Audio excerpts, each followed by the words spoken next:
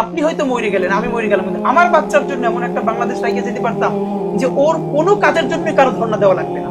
ও অফিসে যাবে এবং ওকে ওই সার্ভিস দেওয়ার জন্য ওই অথরিটি বাধ্য থাকবে। এই 5 বছরের সুবিধা নিতে গিয়ে আমি 50 বছর বিস্তারে ক্ষতি করে ফেলি। তো আমি আমার 5 বছরের চিন্তা না করে আমি যদি জাস্ট আমার সন্তানের জীবনটা চিন্তা করি যে না, আমি যা কষ্ট করলাম আমি ভালো মানুষকে নির্বাচিত করব, যার ফলে আমার সন্তানের জীবনে কোনো সঠিক কাজের জন্য কারো কাছে ধর্ণা দেওয়া না লাগে। যেই মানুষটা নিজের এলাকায় বোঝে যে এই ছেলেটা ভালো, নির্বাচন করতেছে, তারা বলবে তুমি ভালো ছেলে, কিন্তু ভোটটা তারে দিবে না। কারণ সে মনে করে যে এই ছেলে যেহেতু ভালো, তাহলে সে এখানে সেখানে তদবিরের জন্য ফোন দিবে না, তেমন কাজে আসবে। কিন্তু সে একটু ভিশনারি যদি হইতো যে ও আমার ব্যাপারেও দিবে না, অন্যের ব্যাপারেও দিবে না, আচ্ছা ও যদি ফোন দেওয়া বন্ধ করে তদবিরের জন্য, তাহলে এমন হইতে পারে না যে কারোরই সঠিক কাজের জন্য কারোরই ফোন দেওয়া লাগবে না। মানে এখন আমরা প্রত্যাশা করি কি আমি তারে ভোটটা দিব যে আমার একটা বিপদে ফোন দিবে, এক্সট্রা একটা সুবিধা দিবে। তো সে যদি বলে না বাবা আমি এটা দিতে পারবো না, এটা বুঝে আমার ভোট দিলে দেন, না দিলে না দেন, সে কিন্তু তারে ভোট দিবে না, কিন্তু ছেলে ভালো করবে। কিন্তু যদি আমাদের ভোটাররা, আমাদের জনগণ এইরকম ভালো হইতো, মানে আমরা ভালো হই, আস্তে আস্তে হবো ইনশাল্লাহ। আমরা একদিনের তো আর জানি না যে আমি কারো কাছ থেকে, মানে আমি ভোটটা দিব আপনার ভালোবেসে, আপনার যোগ্যতায়, আমি কোনো অনৈতিক সুবিধা আপনার কাছে কোনোদিন প্রত্যাশা করবো না।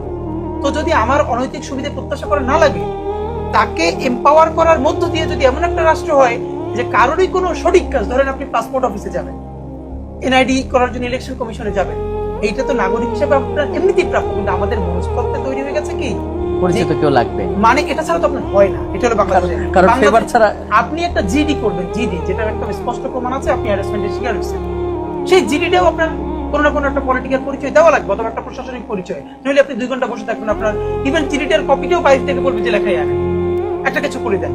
তো এই যে আমাদের কোনো কাজ হয় না, এখন এই জন্য তো আমরা যে না ঠিক আছে আমার কাজ হওয়ার জন্য একজন লাগবে, তাহলে একটু আমার জন্য কাজটা কে করে দিবে, সেইটা না হয়ে যদি আমরা করতাম যে ঠিক আছে আমি নিজেই কোনো অনৈতিক সুবিধা নিব না, এরকম কোন ছেলে মেয়ে আছে বা কোন লোকটা আছে ভোট দেয়, তাহলে তো এমন হইতে পারতো আপনি হয়তো মরে গেলেন, আমি মরে গেলাম, কিন্তু আমার বাচ্চার জন্য এমন একটা বাংলাদেশ রাখিয়ে যেতে পারতাম যে ওর কোনো কাজের জন্য কারো ধর্ণা দেওয়া লাগবে না।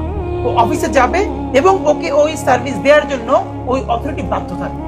এই জন্য আমি বরং বাংলাদেশের মানুষ, আমরা সবাই মিলে যদি এমন চিন্তাটা করি, দেখেন আমি চিন্তা করি আগামী 5 বছরের, আমার সন্তানের চিন্তা করি, 5 বছরের চিন্তা করি করে কি যে আমার জমিটা উদ্ধার কে করে দিবে, আমার দোকানটা কে একটু ভালো জায়গায় দেওয়ার জন্য পৌরসভা থেকে সুপারিশ করবে। এই 5 বছরের সুবিধা নিতে গিয়ে আমি 50 বছর বিস্তারে ক্ষতি করে ফেলি। তো আমি আমার 5 বছরের চিন্তা না করে আমি যদি জাস্ট আমার সন্তানের জীবনটা চিন্তা করি যে না, আমি যা কষ্ট করলাম আমি ভালো মানুষকে নির্বাচিত করব, যার ফলে আমার সন্তানের জীবনে কোনো সঠিক কাজের জন্য কারো কাছে ধর্ণা দেওয়া না লাগে। এতটুকু ভিশনারি হইলে, তার মানে এবার তো ভোটারদেরই এত বেশি সচেতন হওয়ার সুযোগ আছে।